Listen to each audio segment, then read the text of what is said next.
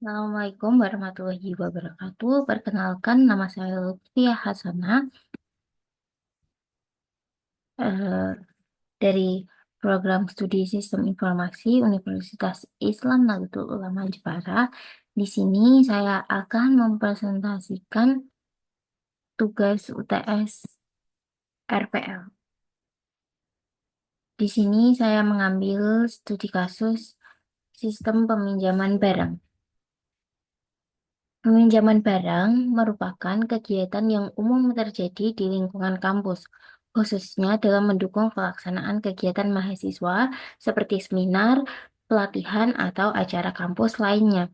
Di Universitas Islam Nahdlatul Ulama Jepara, proses peminjaman barang biasanya dilakukan dengan cara menyerahkan surat permohonan ke tata usaha, kemudian menunggu persetujuan dari biro. Setelah disetujui, pihak peminjam akan menerima disposisi dan dapat mengambil barang yang dibutuhkan. Namun, sistem manual seperti ini memiliki berbagai kelemahan. Salah satu permasalahan yang utama yang sering terjadi adalah ketidakjelasan status pengajuan peminjaman. Mahasiswa atau panitia kegiatan harus bolak-balik ke Biro 2 untuk menanyakan apakah pengajuannya sudah disetujui atau belum. Hal ini diperparah dengan kondisi bahwa orang yang bertanggung jawab seringnya tidak berada di tempat, sehingga proses peminjaman menjadi terhambat. Selain itu, tidak adanya sistem monitoring barang menyebabkan peminjam tidak dapat mengetahui kesediaan barang secara real time, apakah barang sedang digunakan, sudah di-booking, atau masih tersedia. Melihat permasalahan tersebut, maka dibutuhkan suatu sistem informasi peminjaman barang yang dapat mempermudah proses pengajuan, mempercepat proses validasi, dan memberikan informasi ketersediaan barang secara digital dan transparan.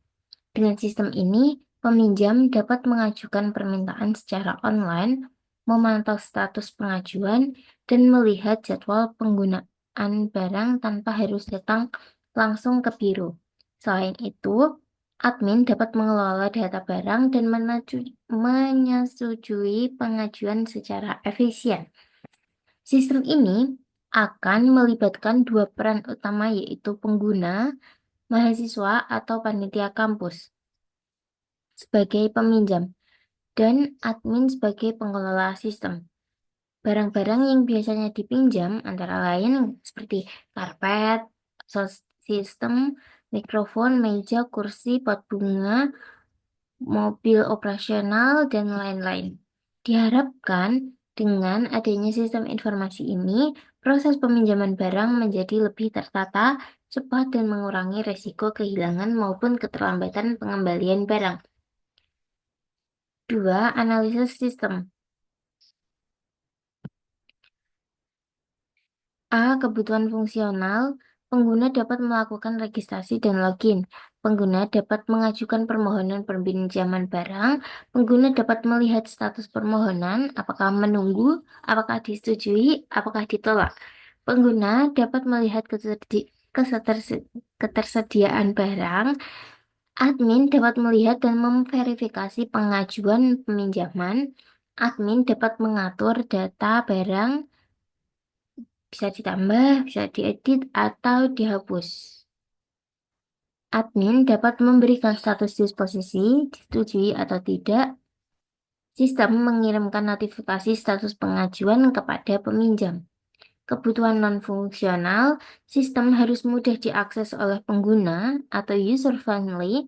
Sistem harus aman dan memiliki autentifikasi pengguna. Sistem dapat menampilkan data real-time. Sistem harus dapat diakses 24/7 melalui perangkat desktop dan mobile. Sistem menyimpan data peminjaman sebagai arsip historis. Yang ketiga, desain sistem. Arsitektur sistem client-server, client-side, web browser, mahasiswa, dan admin. Server-side, web server, dan database server. Basis data MySQL atau PostgreSQL. Bahasa pemrograman PHP atau JavaScript dengan framework seperti Java. Laravel, atau Node.js. B. Rangkaian umum alur.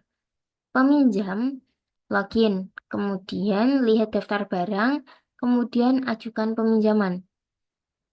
Admin login, lihat daftar pengajuan, ACC atau tolak, sistem update status, peminjam dapat melihat status. Barang yang sudah disetujui akan otomatis ditandai di booking dan tidak bisa di-booking oleh orang lain. 4. Model SDLC, model yang dipilih waterfall. Kenapa? Alasannya, proyek ini bersifat sederhana dan kebutuhan sistem sudah jelas. Yang kedua, sistem tahap dapat diselesaikan secara bertahap dari analisis hingga implementasi, cocok untuk pengembangan sistem yang tidak mengalami banyak perubahan kebutuhan saat pengembangan. 5. Basis data. Tabel utamanya ini ID user, INT, primary key, nama varchar, nama lengkap pengguna, email varchar, email pengguna, password varchar, password transkripsi, role, enum, bisa milih admin atau peminjam, peran penggunanya sebagai apa, kemudian barang, ID barang, INT, primary key, nama barang varchar, jumlah INT, jumlah total barang yang dipinjam berapa, status, enum, tersedia atau di booking, status barangnya. Kemudian peminjaman, ID barang, INT, primary key, ID user, INT, foreign key ke user, tanggal pinjam, date, tanggal peminjamannya, tanggal berapa, tanggal kembali, date, tanggal pengembaliannya berapa, status peminjaman, enum, bisa menunggu disetujui atau ditolak status peminjamannya. Yang keempat, detail peminjaman, ID detail, INT, primary key, ID peminjaman, INT, foreign key ke peminjaman, ID barang, INT, foreign key ke barang, jumlah pinjam, INT, jumlah barang yang dipinjam. Relasi user ke peminjaman one to many. Satu user bisa melakukan banyak peminjaman. Peminjaman, detail peminjaman one to many. Satu peminjaman bisa memiliki banyak detail peminjaman. Barang, detail peminjaman one to many. Satu barang bisa dipinjam di banyak detail. Ini IRT-nya, user, peminjaman, detail peminjaman, barang. Penjelasannya seperti tadi. Selanjutnya, pemrograman terstruktur flowchart-nya bisa dimulai, login, verifikasi kredensial. Kalau iya, bisa langsung isi form peminjaman. Kalau tidak, tak bisa ditampilkan pesan gagal. Setelah isi form peminjaman, pilih barang dan jumlahnya. Kemudian barangnya, stoknya cukup apa enggak. Kalau enggak, tampilan gagal karena tidak dapat meminjam barangnya kalau stoknya tidak ada atau sudah di booking oleh orang lain. Kemudian kalau cukup ya bisa dipinjam, kirim pengajuannya, formulirnya, terus nanti bisa melihat status peminjaman, menunggu persetujuan admin, apakah disetujui, apakah ditolak. Bisa jadi stok cukup ditolak karena ada prioritas-prioritas lain seperti kegiatan yang lebih penting. Misalnya kegiatannya dilakukan oleh anak HMP, sedangkan di hari yang sama ada kegiatan acara yang lebih penting, kayak acaranya wisuda atau apa yang melibatkan rektor itu bisa aja ditolak oleh biro karena biro juga mengikuti skala prioritas mereka mana yang boleh dipinjamin. Kemudian tampilkan notifikasi berhasil dan selesai. Manfaat sistem. Manfaat sistem ini mempercepat proses peminjaman. Mahasiswa dapat mengajukan peminjaman barang secara online tanpa harus datang langsung ke biro atau TU kampus. Meningkatkan kepastian dan transparansi. Pengguna dapat memantau status peminjaman dan ketersediaan barang secara real time. Mempermudah tugas admin.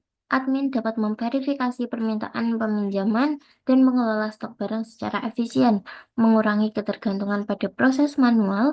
Semua alur kerja digitalisasi sehingga mengurangi risiko kehilangan data dan kesalahan pencatatan, mendukung dokumentasi dan pelaporan. Sistem menyimpan riwayat peminjaman yang dapat digunakan sebagai bahan laporan atau audit.